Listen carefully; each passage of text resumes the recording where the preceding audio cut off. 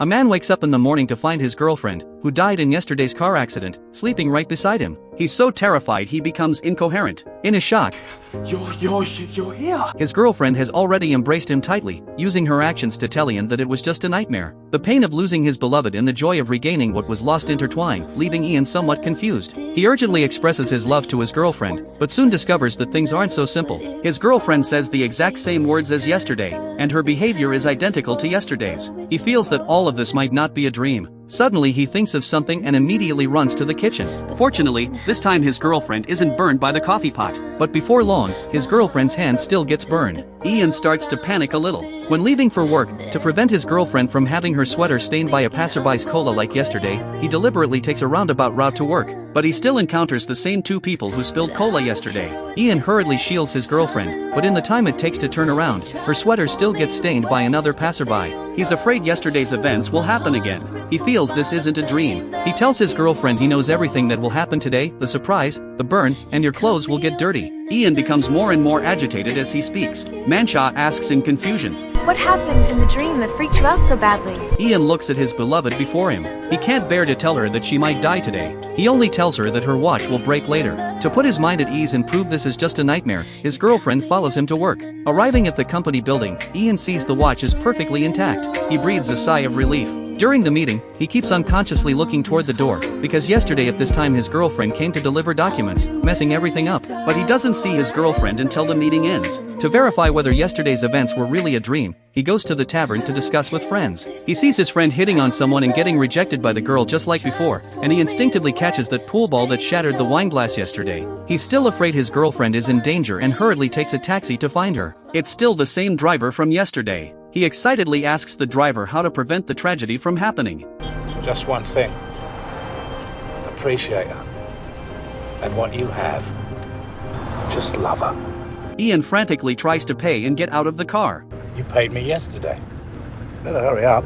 You haven't got much time. Hearing these words, Ian gets out and searches for his girlfriend like a madman, but the phone just won't connect. He doesn't find her at the class where his girlfriend teaches or at his friend's house. Seeing the painting on the wall, he finally remembers where his girlfriend went. He finally finds her at his friend's exhibition and immediately pulls her away to go to the train station. After leaving, seeing a car accident that almost happened on the road makes him more determined to take his girlfriend and flee London. He has his girlfriend buy train tickets. Anywhere she wants to go is fine. Manshaw quickly buys the tickets. After boarding the train, the distracted Ian sees familiar things outside the window and realizes that the place his girlfriend most wants to go is his hometown. She really wants to meet his family, see the place where he grew up, and visit Magic Mountain where Ian often went as a child. The sky suddenly starts pouring rain. The two run to Ian's little house to take shelter. Manshaw asks Ian why he never talks to her about his family and friends. Ian doesn't want to discuss these things for now. Just then, Ian's arm hits the fireplace. He slowly pulls back his sleeve. Sure enough, his watch is broken. Ian's heart is filled with mixed emotions. Only now does he finally understand that what's meant to happen will always happen. If you had one day left, what would you do? It's an easy answer. A no-brainer. I'd spend it with you. Just being together, kind of like now. Doing nothing. Coming to the little tavern Ian's father used to frequent, Ian talks to his girlfriend about his deceased family for the first time, his once proud father, whose unemployment and circumstances after losing his job he's never been able to let go of. His girlfriend comforts him with heartache. Ian, death doesn't put an end to love. This hasty trip rekindles their relationship, but now they have to go back. Tonight is Manshaw's graduation recital that she's been preparing for over 10 years. Although Ian really wants to stop Manshaw from going back, this is his girlfriend's lifelong dream. She doesn't want to leave any regrets. After returning home, they both prepare for the evening recital. Learning that his girlfriend clearly sings so beautifully but doesn't dare perform on stage because she's afraid of failure, Ian steals the song his girlfriend wrote for him that she hid in her diary. He goes to a copy shop and secretly makes 75 copies, then arrives at the venue early with flowers and sheet music. He convinces the orchestra conductor to prepare a surprise for his beloved girl. After the recital ends, the entire audience switches to the sheet music Ian brought. Seeing the familiar song on the sheet music, his girlfriend has an expression of disbelief. At this moment, Ian takes the microphone and walks onto the stage, introducing to everyone that there will be a special program today and inviting Manshaw to come forward and sing. Mansha, who has just walked onto the stage, is at a loss. Looking at her boyfriend's encouraging eyes, accompanied by the familiar melody, she gradually gets into the mood and sings this song, singing out her love for Ian in her heart. Her voice is melodious and deeply emotional, winning applause from the entire audience. After the performance ends, they still go to last night's restaurant to eat. Ian puts a bracelet he made by hand on Mansha. Every charm on the bracelet has extraordinary meaning. There's the train they rode today, and the Eiffel Tower he most wants to visit. This one's a heart. My heart.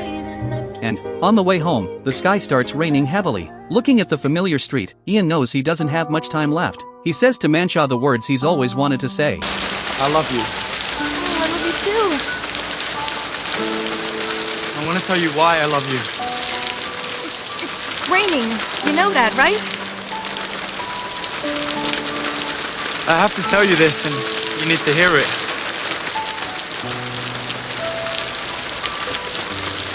I loved you since I met you, but I wouldn't allow myself to truly feel it until today. I was always thinking ahead, making decisions out of fear. Today, because of you, what I learned from you. Every choice I made was different, and my life has completely changed. And I've learned that if you do that, then you're living your life fully. It doesn't matter if you have 5 minutes or 50 years.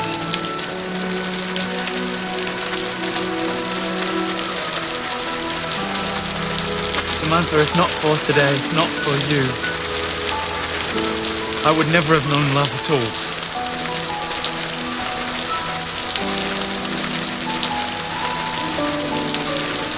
So thank you for being the person who taught me to love. And to be loved. The gears of fate are turning. Mansha still gets in the car going home. This time Ian doesn't hesitate and gets in the car with her. Death's bell will strike again at 11 o'clock. Ian's breathing becomes rapid. Yesterday's events appear scene by scene in his mind. Suddenly a car crashes toward them. He doesn't hesitate to shield his girlfriend. It's the same life and death separation, but this time it's Ian who leaves. Right before we got into the cab, he told me about how I taught him to love.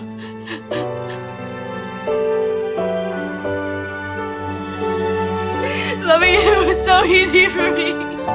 It takes looking back 1,000 times in past lives to exchange for one passing encounter in this life. Love always carries inevitable heartbreak. We cannot rewrite the past, nor can we glimpse what lies ahead. Yet both loving and being loved are precious gifts. In the end, cherishing each moment we have is all that truly matters.